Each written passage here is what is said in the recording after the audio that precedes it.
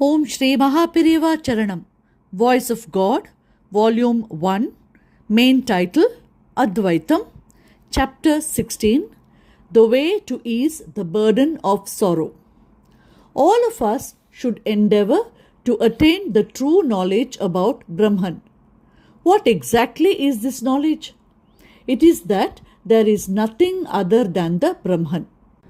It is the one which appears as these many things. If the mind is continuously after these several appearances, sorrow, inequality between high and the low, and resultant problems will keep coming up. If the mind is turned away from these several appearances and begins to know the one thing which is the cause of all these, thoughts will not wander about and there will be cessation of worries. When there is only one thing, where is the scope for sorrow or inequality?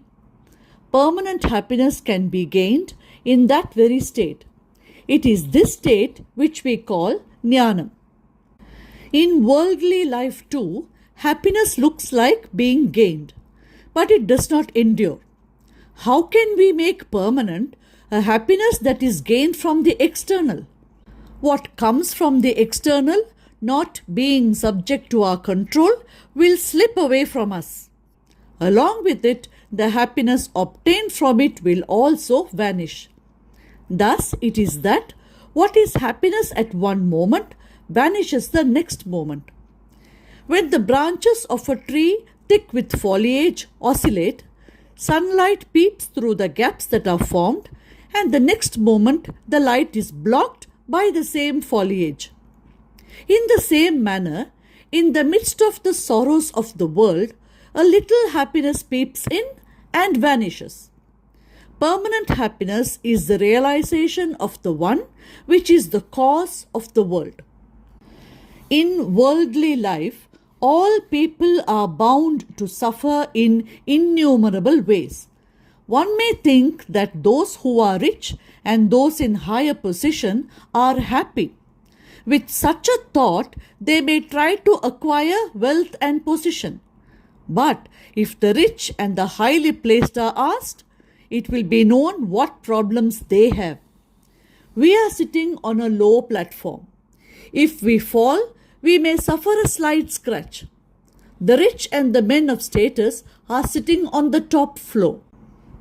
If they fall, they will suffer a severe fracture, and it may even be fatal. Even when one has wealth or status, in between the happiness gained from them, the anxiety that he should not lose his wealth or status is much more than the happiness gained.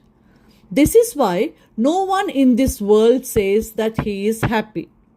One who thinks that he is the most intelligent, most honest, most beautiful, etc., also thinks that he has the most suffering. Sorrow is born with us. By our deeds in the previous birth, that is Purva Karma, we had already sown the seeds for these sorrows. There is no escape from this.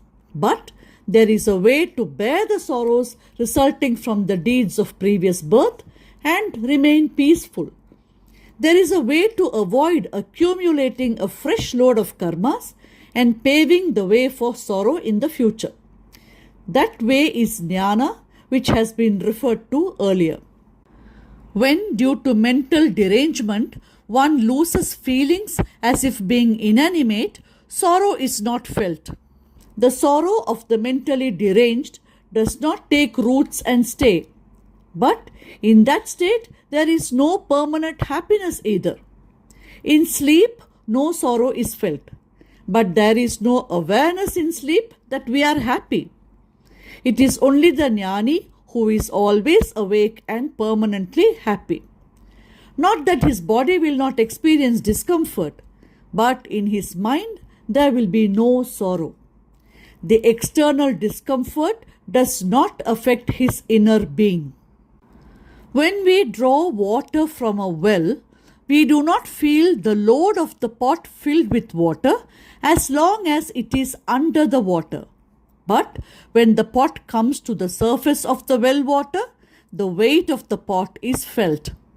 Huge trees which cannot be moved used to be only moved by the force of floodwater. In the same way, we should immerse all our sorrows in the water, that is jnana. Even then, the cause of sorrow will remain. But like the pot which, when pulled through the water, is light, the sorrow will become very light. Om Shri Mahaperiva Charanam. Jai Jai Shankara, Hara Hara Shankara.